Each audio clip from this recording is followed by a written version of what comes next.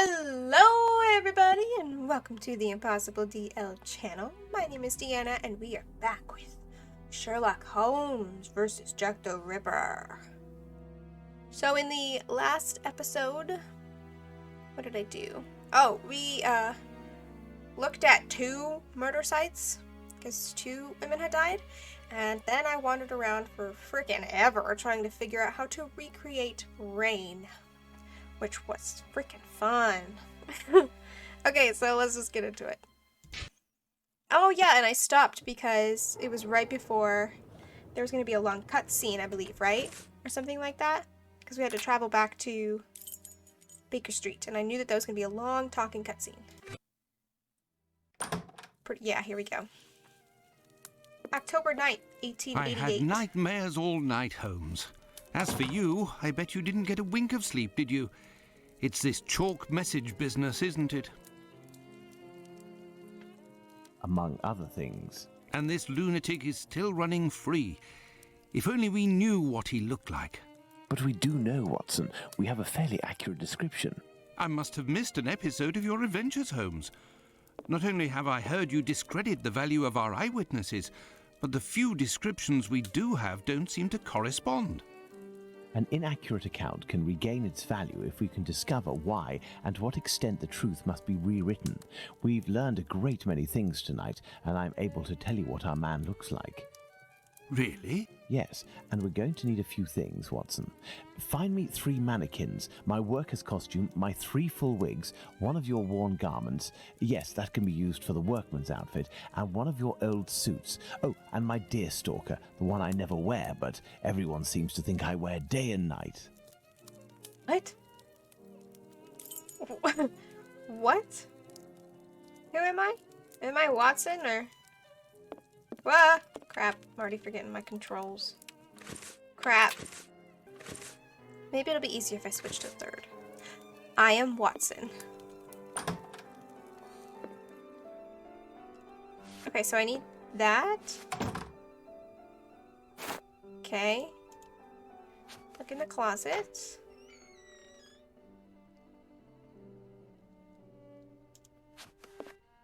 Grab it.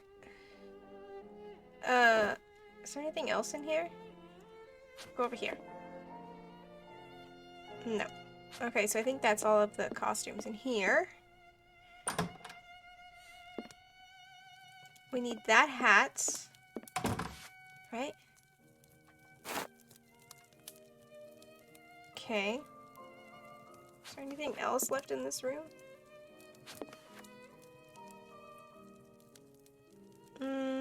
Not that I can see. Okay, so let's go check Sherlock's room now. Oh crap, there's something in there. Did you guys see that? Oh, wig. Grab the wig. Oh, and then go in there. Oh, go in there first, whatever. Grab that.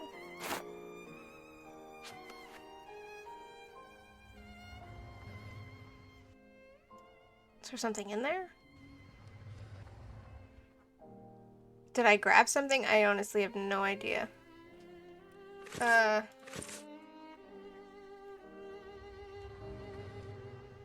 so there's nothing in there. Grab that. And that.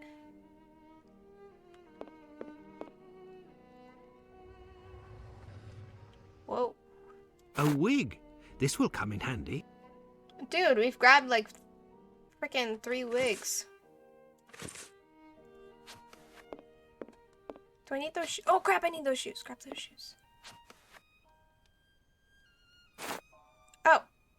That's not what I was expecting. Am I supposed to grab the mannequins too?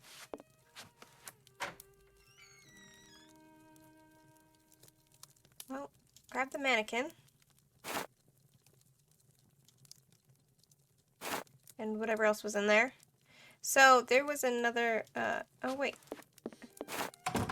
Crap. Okay. Didn't mean to do that, but alright. So we need to go grab that 3rd, mannequin thing. Grab that. Because we're making 3 looks.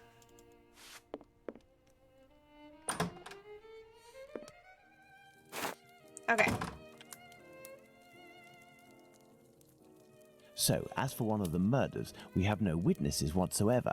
As for the 3 other, we have at least one person who claims to have seen the victims talking to a man a few minutes before their death.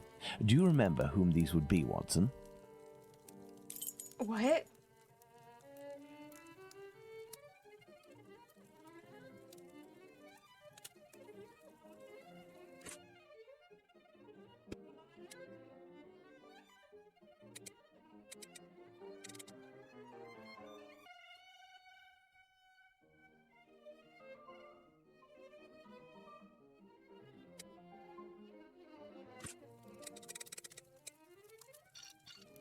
There is an error, Watson. Let's reread Abraham's testimony. What? What? What? Ugh. What do you mean there was an error? Okay, I only saw him from behind. Saw her. She had her hand. Okay. I already said he only glanced. Okay.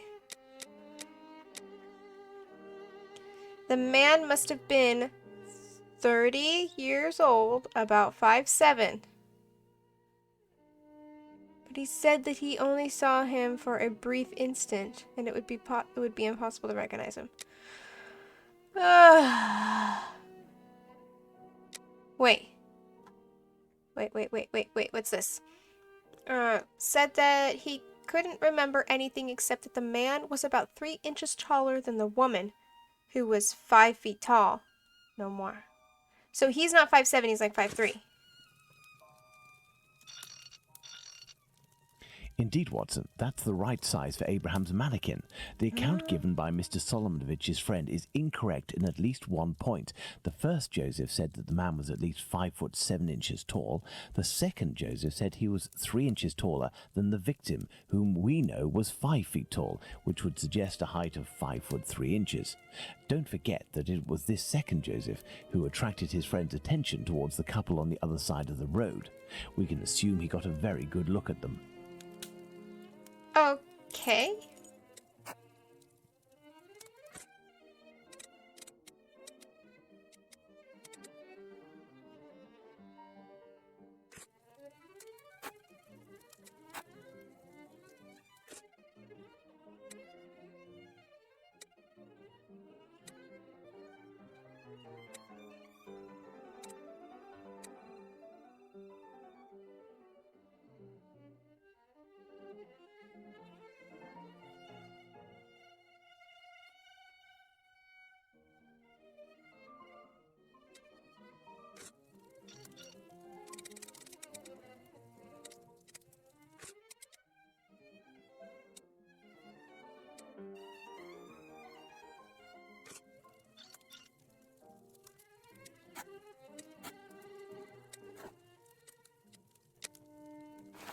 Perfect, Watson. Whoops. Perfect, Watson. Oh, sweet. Okay, so now all that's left is this guy.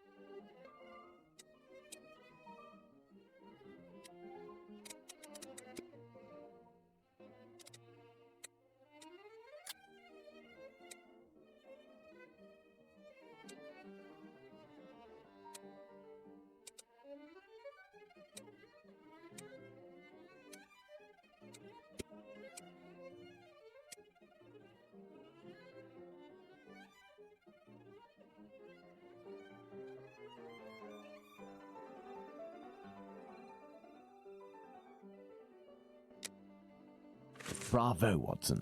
There are our 3 witnesses.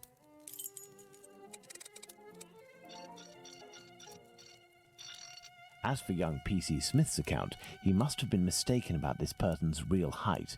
It is only an inch or 2 after all, and we can attribute the same height as the other 2. What? So did I get it right or wrong?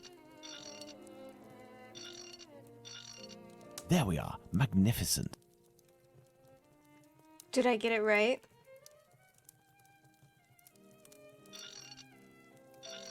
As for young P.C. Smith's account, he must have been mistaken about this person's real height.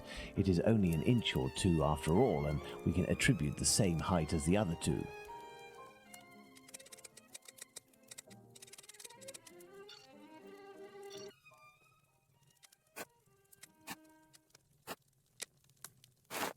Bravo, Watson. Our crap. mannequins have been recreated based on the correct accounts.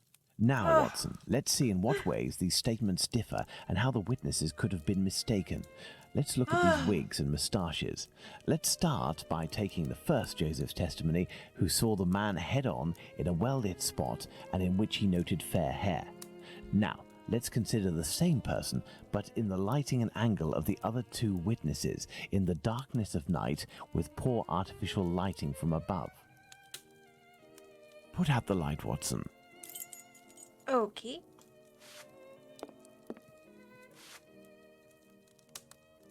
Thus, poor lighting and a backlit subject can affect our perception of shades and colors.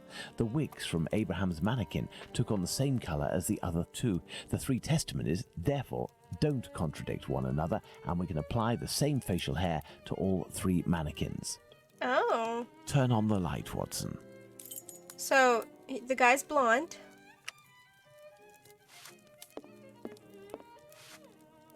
Okay.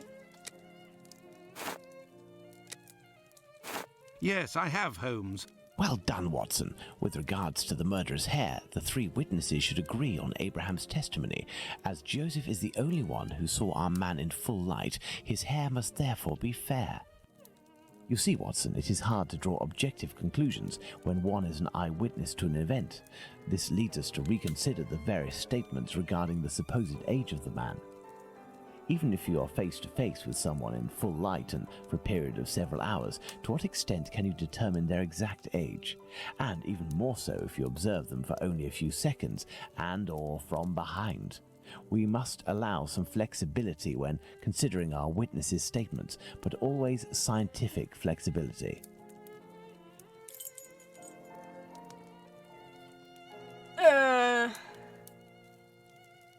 What?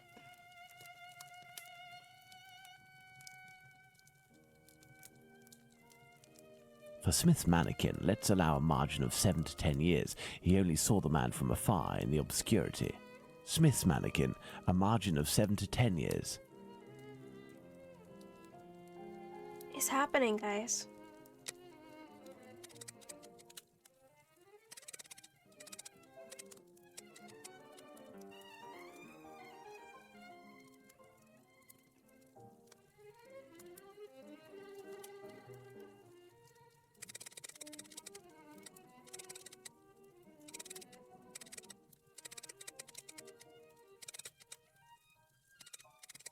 Perfect, Watson.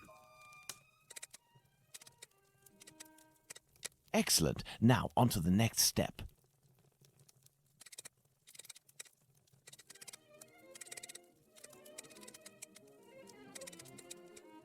There we are. Magnificent. Yes, I have, Holmes. Now that we have fully considered the witness accounts, let's see to what extent they agree. If we apply the range of error for each of our dummies, we can deduce the age of our murderer as precisely as possible.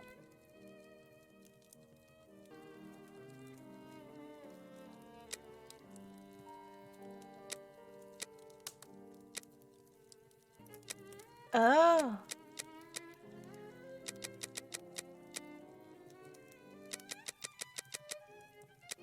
Perfect, Watson.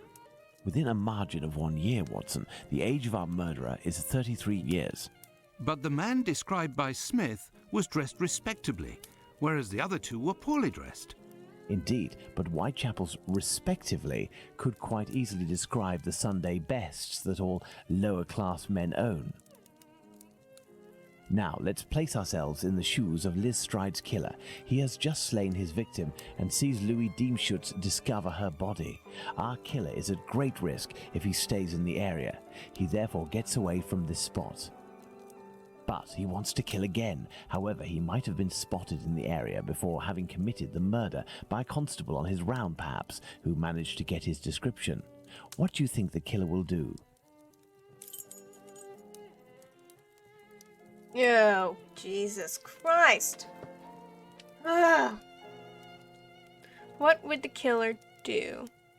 What will Jack the Ripper do after committing the first murder in Dufield's yard? And before committing the second? Well, he'd change his clothes. Find an accomplice? No. Flee. In a trash bin. Return home or to a safe location and change his clothes. Wait a moment before searching for another gun. Change and go look for another victim. Go back home or to a safe location, change his clothes and leave again in search of another victim. It's the only possible explanation, Watson. The man returned to the safety of his lodgings and then decided to go out again with new clothes and repeat his sinister nocturnal work. That's how the discrepancies between the witnesses with regards to clothing can be explained. What a cold-blooded animal. And what determination! Powerful motives are pushing this man. Thus, we can conclude that the respectable man with the package may very well have been seen by the two Josephs. Even if it is just a mannequin, it's giving me goosebumps. But have we really made any progress, Holmes? I mean, there must be thousands of men in Whitechapel who match this description, wouldn't you say? Yeah. You're right, Watson. We have worked on who, now let's work on where.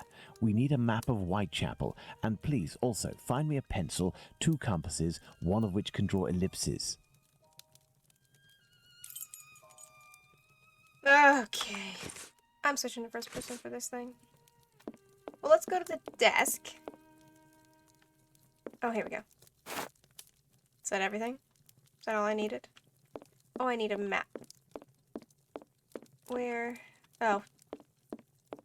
I am in need of something. Do I have to? Oh, come on. First of all, let's place our go. 4 murders on this map, as well as the spot where the graffito appeared, and the piece of apron was dropped. Okay. Do y'all remember where Annie Chapman was killed? Come on. Alright, I'm gonna fast forward through this again.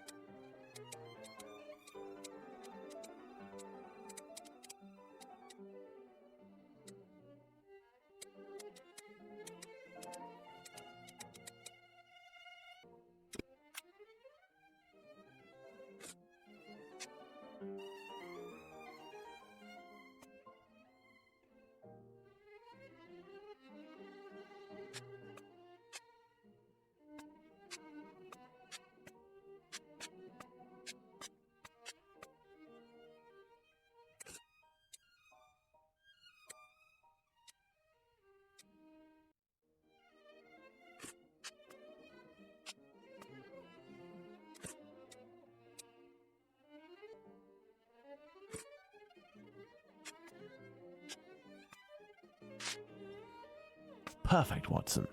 Let's connect each crime scene to the one out of the others that is the furthest.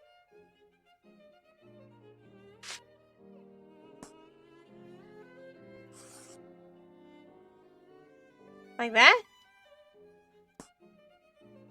You see, Watson, the murders aren't grouped together, but seem to be spread out like cardinal points around a central zone. The killer obviously wanted to avoid returning to the previous scenes of his crimes, assuming that they would be more closely watched or that he could be recognized. So the killer lives at the centre of this cross? In the vicinity, most certainly, but how near? We cannot afford to get it wrong. If you concentrate, Watson, you will notice that the murders are roughly equidistant from the intersection point of the diagonals. Let's focus on the night of the double murder. Remember, Watson, it took us 20 minutes to get from Dutfield's Yard to Mitre Square. Let's draw a line from one to the other. Perfect. We didn't make the trip as the crow flies, but that would not harm our estimate. Let's suppose the killer left Dutfield's Yard at 1 a.m. and arrived in Mitre Square at 1:35 a.m. when he was seen by the two Josephs. If he took 5 minutes to change his clothes, that leaves a range of 10 minutes to determine where this man's lodgings are. We must determine the area in which one can go from Dutfield's Yard to Mitre Square in less than half an hour. To do this, let's draw an ellipsis. The length between Dutfield's Yard and Mitre Square corresponds to 20 minutes. By adding half, we get a distance of 30 minutes.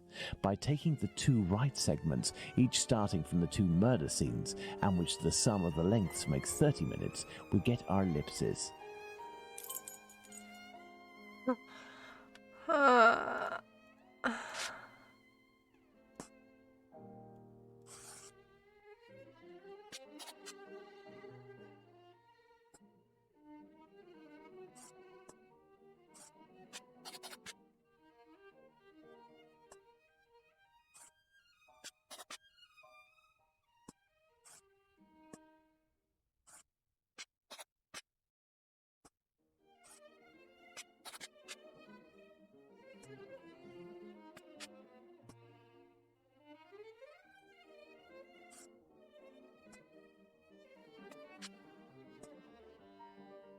There we are, Watson. Our killer lives in this area. It's still rather a vast area, Holmes. Yes, indeed, and our goal is to reduce this area as much as we can. We must consider the fact that the murder at Mitre Square was committed under a certain amount of pressure, given that the killer knew he was wanted for the acts he committed not long before. We can assume that he had to do it in a safe zone, that is, an area not far from where he lives. This is especially true of an act such as the graffiti he carried out after 2 murders.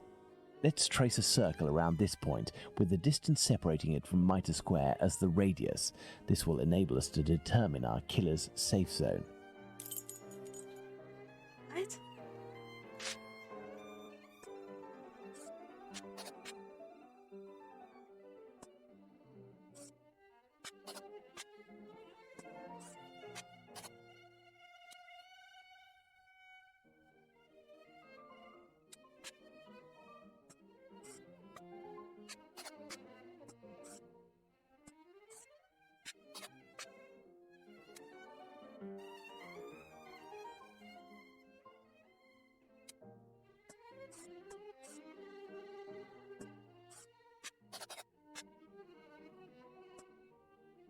Our killer must surely live inside this circle. Now, let's intersect it with the ellipsis that we previously determined. What?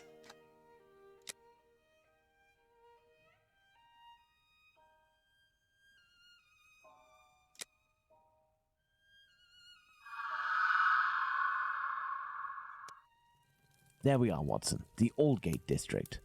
Shouldn't we inform the police so that they can concentrate their efforts on this area of Whitechapel? It is probably already crawling with That was inspectors, such a Watson, pain in the and I frickin' doubt butt. that they would My take us God. seriously, even if they were willing to listen to what we had to say. Let's focus instead on understanding the killer's modus operandi. We know our murderer preys on prostitutes who are penniless, weak, sick, or alcoholic, that he distracts them the moment before killing them, and that he left an anonymous message inciting anti-Semitic hatred at the entrance of a building occupied by Jews. How would you describe this man? What a coward! Indeed, he is a person of great cowardice. Let's look at his murders, and in particular, the depredations on the corpses, putting aside that of Liz Stride, because on that occasion his work was left unfinished. If we recall the observations made on the victims and the parts that were mutilated or damaged on each of the bodies, without forgetting the fact that he also removed one or more organs, we can ascertain that our killer evolves during the course of the murders, cowardly and still evolving. And yet, look at the location of our first murder, that of Polly Nichols in Bucks Row. It is the most distant from the area our killer would appear to live. Perhaps this murder was preceded by another within the killer's area. I believe a cowardly killer would commit his first murder in an area close to his home in order to find refuge as quickly as possible on carrying out the act. Holmes, an idea just occurred to me that fills me with dread. This evolution of which you speak. He will pursue his next victim as long as the conditions permit him to continue killing Watson. But how could one go even further in this horror? Look at what he did to that woman, Catherine Eddowes. In order to avoid having to answer that question, we must act with haste and planning. Watson, I suggest you inform yourself on the mutilations sustained by the victims. We played with the idea that this could be an act of vengeance against prostitutes. If the mutilations correspond to areas affected by a specific pathology, perhaps the killer wanted to give an eye for an affliction he felt the prostitutes he knew were responsible for. And this trail leading to Dr. Tumblety, Holmes? I also have a few things to look into in the meantime. I still have a primary witness to track down, not to mention old trails I've yet to pursue. See you soon, Watson. When we first spoke about the Bucks Row murder with Watson, he was reading a newspaper, The Star, dated September 1st, 1888, I believe, which mentioned similar murders in the preceding months. I have no chance of finding the police reports, but perhaps I could find some information at the Central News Agency. I must go there at once. Afterwards, I'll go back to see Abraham, the owner of the pet shop in Whitechapel. The second Joseph's statement would lead me to believe that he may know the man spotted on the corner of Church Passage that night. If that's the case, I must find this witness so I can question him.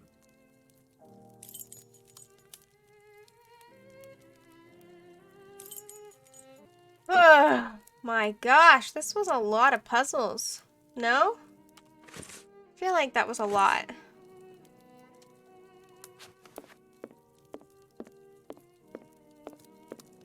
Well, wait. Where are you going? So, I honestly don't know how long I've been recording because when I do puzzles like that, I usually fast forward them. So it's hard to tell. So I'm thinking I might stop the episode here. And then in the next episode, we will go to the news station and go and talk to that Abraham person. I already forgot who he is. So hopefully we can find him. So if you guys like this game and this video, give it a like, comment, and don't forget to subscribe. And I hope you all have a wonderful and beautiful rest of your day. I'll see you in the next episode. Bye!